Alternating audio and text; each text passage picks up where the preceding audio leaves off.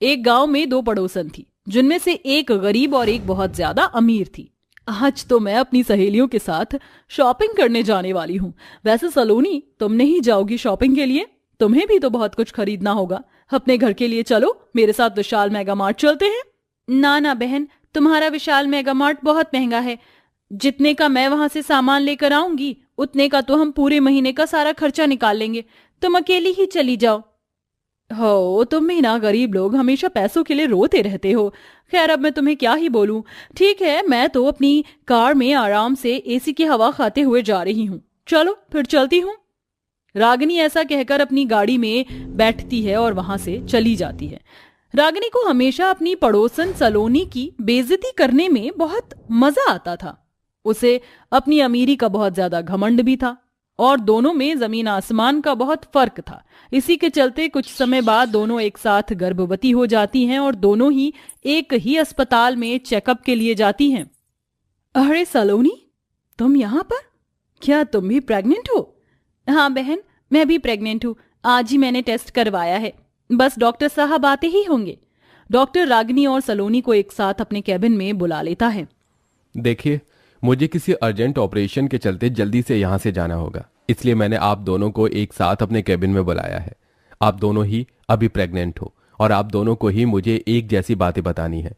तो मैं आप लोगों को ये बताना चाह रहा था कि आप दोनों ही प्रेग्नेंट हो और आप दोनों ही अब अपना ख्याल रखना शुरू कर देना। जैसे कि आपको अपने रूटीन में हेल्दी खाना शुरू करना होगा और वक्त पर खाना बहुत ज़रूरी है। इससे बच्चा हेल्दी और स्वस्थ होगा और हमेशा अच्छी अच्छी चीज़ों के बारे में सोचना है।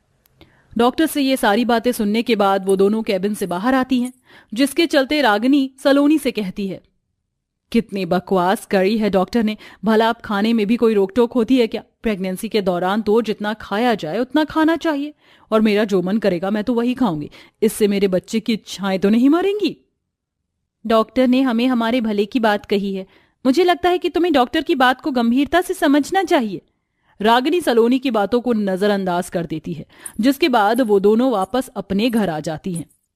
एक अपने घर पर आते ही स्विगी और जोमेटो से अपने लिए फास्ट फूड ऑर्डर करती है, जिसमें पिज्जा, बर्गर, मोमोज सब कुछ होता है। तो वहीं दूसरी घर जाते ही सबसे पहले अपने लिए दलिया बनाती है। हेल्दी चीज खाने के लिए मेरे पास पैसे तो नहीं है, लेकिन मैं कम पैसों में ही अपने बच्चों को पौष्टिक आहार जरूर दूंगी। दलिया आने वाले बच्चों को स्वस्थ बनाएगा। सलोनी दलिया बनाकर खा लेती है, जिसके बाद कुछ ही देर में सलोनी का पति प्रमोद उसके लिए कुछ फल ले आता है। काफ़ी देर मुझे इंतज़ार करना पड़ा, तब जाकर मुझे मंडी उठने से पहले सस्ते दामों पर ये फल फ्रूट मिल गए। बाकी के पैसे जो बचे हैं वो ये रहे। इसे तुम कल घर में राशन डलवा देना। हमारे आने वाले बच्चों को स्वस्थ खाना ज़रूरी है। इधर दोनों ही पति पत्नी अपने आने वाले बच्चों के लिए बहुत ज्यादा सीरियस थे। तो उधर जैसे ही विक्रम अपनी पत्नी रागिनी के लिए एक दूध का ग्लास लेकर जाता है, रागिनी दूध देखकर ही अपने पति से कहती है, अरे यार, कैसे पति हो तुम मेरे। तुम्हें इतना भी नहीं पता कि तुम्हारी पत्नी को दूध वगैरह बिल्कुल भी पसंद नहीं है। मुझे दूध नहीं पीना, मुझे आइसक्रीम खानी है। चलो मुझे आइसक्रीम खिलाकर लाओ। रागिनी जिद कर लेती है और अपने पति के साथ आइसक्रीम खाने जाती है। इसी प्रकार एक तरफ गरीब होने के बाद भी वो अपने बच्चों के लिए दाल और बादाम जैसी चीज खाती है, तो दूसरी तरफ अमीर माँ सिर्फ अपनी जुबान के स्वाद के अनुसार खाती है। ऐसे ही धीरे धीरे दोनों का वक्त बीत जाता है और अब उनके 9वें महीने में दोनों को एक साथ लेबर पेन शुरू हो जाता है। दोनों अस्पताल में एडमिट हो जाती हैं। जो गरीब माँ होती है वह अपने बच्चे को आराम से जन्म देती है, लेकिन अमीर माँ की प्रेगनेंसी में प्रॉब्लम आ जाती है। डॉक्टर साहब, मेरी पत्नी को कुछ नहीं होना चाहिए।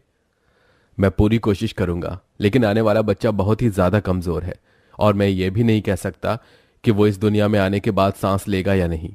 अब ये तो भगवान ही तय करेगा, लेकिन हमें आपकी पत्नी का ऑपरेशन करना होगा। इस पेपर पर साइन कर दीजिए। डॉक्टर जरूरी पेपर्स पर विक्रम के साइन करवा लेते हैं, जिसके बाद वह रागिनी के बच्चे को ऑपरेशन द्वारा निकालते हैं। बच्चा इतना कमजोर होता है कि उन्हें बच्चे को मशीन के अंदर रखना पड़ता है। वहीं गरीब माँ अगले ही दिन अपने बच्चों के साथ अपने घर लौट आई है, जहां वह उसका बहुत अच्छे से ख्याल रखती है। धीरे धीरे 1 महीना बीत जाता है। जब अमीर माँ अपने बच्चे को लेकर घर आती है, उसका बच्चा बहुत बुरी तरह रो रहा होता है। तभी वहां विक्रम आता है और कहता है, तुम्हारा बच्चा यहाँ पर रो रहा है और तुम हो कि उसे देख भी नहीं रही हो। अरे इस टीवी को देखना बंद करो और अपने बच्चे को उठाओ, उसे दूध पिलाओ, क्या पता उसे भूख लगी हो। मुझसे ये नहीं हो पाएगा। अरे तुम क्या चाहते हो कि मैं इस बच्चे के लिए अपना पूरा फिगर खराब कर दूं? मैं ऐसा कभी नहीं करूंगी, समझे तुम? तुम्हारी ही लापरवाही की वजह से ये बच्चा इतना कमजोर है। अगर तुमने मेरी बात सुनकर हेल्दी खाना खाया होता तो आज इसकी ये हालत नहीं होती। और जब तुम्हारा बच्चा तुम्हारे पास है तो तुमने उसे पालने में लाकर पटक दिया, उसे दूध पिलाने के लिए। तुम्हें अपने फिगर की चिंता होने लगी। हाँ, मुझे इन सब बातों से कोई फर्क नहीं पड़ता। इतने दिनों से मैंने कोई पार्टी नहीं की, मैं पार्टी में जा रही हूँ। रागिनी ऐसा कहकर वहां से चली जाती है, जिसके बाद बेचारा विक्रम घर की नौकरानी को बुलाकर बच्चों को चुप करवाता है और उसे बाहर का दूध पिलाता है। वहीं दूसरी तरफ गरीब माँ अपने बच्चों को अपना खुद का दूध पिलाती है और उसका बहुत अच्छे से ख्याल रखती है।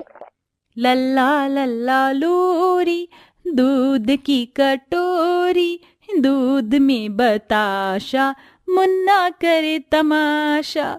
मेरा मुन्ना कितना प्यारा है, चलो अब जल्दी जल्दी से सो जाओ।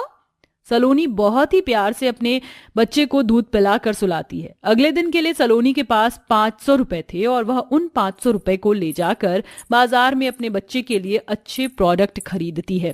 प्रमोद जी ने मुझे ये पैसे मेरी साड़ी के लिए दिए थे, लेकिन मुझे लगता है कि मैं अपने लिए इन पैसों से कुछ अच्छी चीज खरीद लूंगी तो उसके लिए अच्छा होगा। सलोनी जहां भी जाती अपने बच्चे को अपने साथ रखती और उसका ख्याल रखती। तो वहीं रागिनी ना तो अपने बच्चे को अपने पास सुलाती और ना ही उससे प्यार करती, ऊपर से उसे घर में अकेला ही छोड़कर चली जाती। उसके जाने के बाद उसका मुन्ना घुटनों के बल चलते हुए घर से बाहर निकलता हुआ सड़क पर आ जाता है। चारों तरफ बहुत तेजी से गाड़ी चल रही होती है। एक बहुत तेजी से गाड़ी बेचारे बच्चे के पास आने ही वाली होती है कि तभी वहां सलोनी सही समय पर पहुंचकर बच्चे को बचा लेती है। हे भगवान, किसका बच्चा है? लगता है अपनी माँ से बिछड़ गया है और भूख से रो भी रहा है। सलोनी रागिनी के बच्चे को अपने घर ले आती है, जहां वह अपने बच्चे के साथ साथ उसके बच्चे को भी दूध पिलाती है। वहीं विक्रम और रागिनी दोनों जब घर वापस लौटते हैं तो उन्हें बच्चा घर में नहीं मिलता। कहाँ थी तुम और हमारा बच्चा कहाँ है? अरे अपनी पार्टी के चलते तुमने एक नन्हे से बच्चे को घर में अकेला ही छोड़ दिया।